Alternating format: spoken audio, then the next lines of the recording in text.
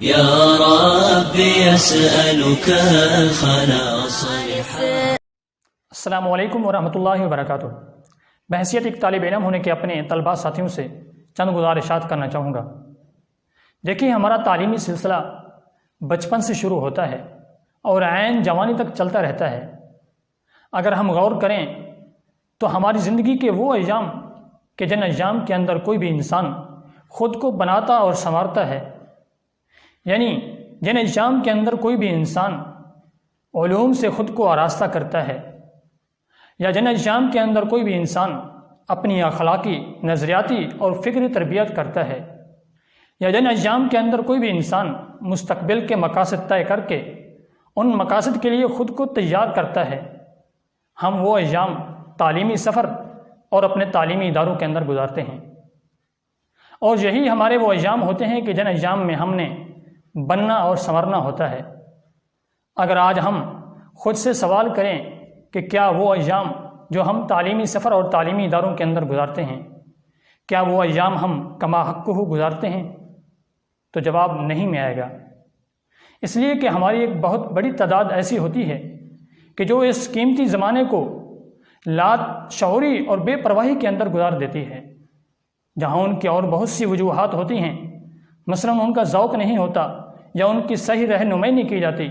وہاں پر ایک یہ بھی وجہ ہوتی ہے کہ وہ صرف نصابی کتب کو ہی سب کچھ اور کافی سمجھ لیتے ہیں، جبکہ مدارس اور تعلیمی اداروں کا یہ منشور ہی نہیں کہ محض مقرر کردہ نصاب کو ختم کرا کے سند فراغت ان کے ہاتھوں میں تھما دیا جائے، بلکہ مدارس اور تعلیمی اداروں کا مقصد تو قوم اور ملک کو ایسے افراد تیار کر کے دینا اور ایسے نوجوان مہیا کرنا ہے کہ جو فکری اور نظریاتی طور پر مضبوط ہوں اور پھر اپنے معاشرے اور اپنی قوم کے پاس جا کر اپنی قوم کی مذہبی، ملی اور فکری طور پر رہنمائی کر سکیں.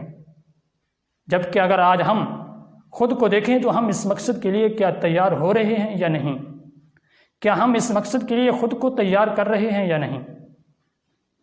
کیوں؟ اس لیے کہ ہم نے محض نصابی کتب کو ہی کافی سمجھ رکھا ہے. نصابی کتب کے اندر طالب علم کو خود کو ماہر بنانا یہ بھی طالب علم کے لیے لازم ہے، لیکن نصابی سرگرمیوں کے ساتھ ساتھ غیر نصابی سرگرمیوں کے اندر بھی طالب علم کو مہارت حاصل ہونی چاہیے. اس کے پاس صرف ایک صلاحیت نہیں بلکہ کئی صلاحیتیں ہونی چاہیے. کیونکہ اگر ہم اپنے ماضی کو دیکھیں تو ہمارے اکابر، مثلا مولانا قاسم نانوتوی رحمۃ اللہ علیہ، ان کا منشور اور ان کا اگر ہم نظریے کو پڑھیں اور ان کو دیکھیں تو ہمیں بالکل نہیں معلوم ہوتا کہ ان کا مقصد صرف اور صرف نصاب کتب ہی کی حد تک موقوف رہ جانا تھا. بلکہ اگر ہم غور کریں جو ہمارے اکابر دارالعلوم دیوبند سے فراغت حاصل کرتے تھے، وہ جہاں ایک اچھے مدرس ہوتے تھے وہاں پر ایک وہ اچھے مصنف بھی ہوتے تھے، وہاں پر ایک اچھے وہ خطیب بھی ہوتے تھے، اور وہاں پر ایک اچھے وہ قاضی اور جج بھی ہوتے تھے. وہ اپنی قوم اور اپنے ملک اور اپنے معاشرے کے اندر آ کر اپنی قوم کی رہنمائی کرتے تھے. وہ ایک تحریک کو جنم بھی دے سکتے تھے اور ایک تحریک اور ایک تنظیم کی قیادت بھی کر سکتے تھے، یعنی کہ وہ ہر ایک لحاظ سے باصلاحیت تھے. جبکہ آج اگر ہم خود کو دیکھیں تو ہم ان سے کسی حد تک بہت پیچھے ہیں، کیونکہ ہم نے صرف محض نصابی کتب کو ہی کافی سمجھ رکھا ہے، جبکہ ہمارے پاس بہت سی اور سرگرمیاں ہیں جنہیں ہم اختیار کر کے اپنی اس نصابی کتب کے اندر بھی مہارت حاصل رکھ سکتے ہیں اور اس کے ساتھ ساتھ دوسری صلاحیتوں سے بھی بہرہ ہو سکتے ہیں.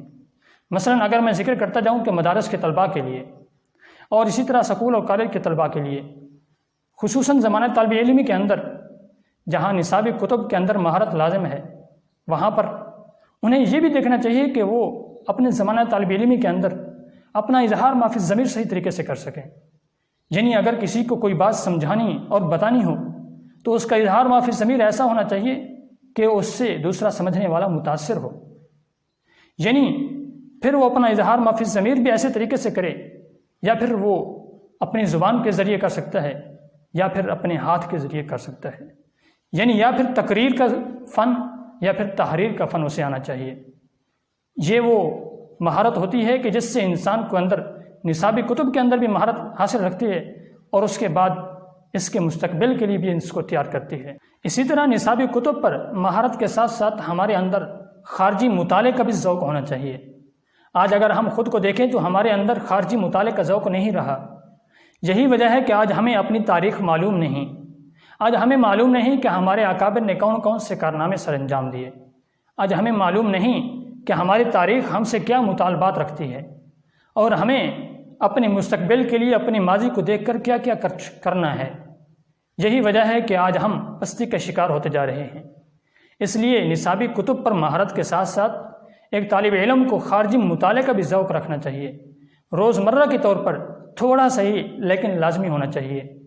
اس سے ہمارے اندر علمی رسوخ پیدا ہوگا، پھر ہم اپنی علمی رسوخ کے ساتھ ساتھ خود کو ایک مضبوط اور ایک اچھا فاضل بھی بنا سکتے ہیں۔ اس لیے آج قوم اور ملک کو ایک اچھے اور ماہر فضلاء اور نوجوانوں کی ضرورت ہے کہ جو اس قوم کی ہر سطح پر ان کی رہنمائی کر سکیں۔ اس لیے آج ہمیں خود کو اس قوم اور مستقبل کے لیے تیار کرنا ہے تاکہ ہم اپنی قوم کی امیدوں پر پورا اتر سکیں۔ السلام علیکم ورحمۃ اللہ وبرکاتہ۔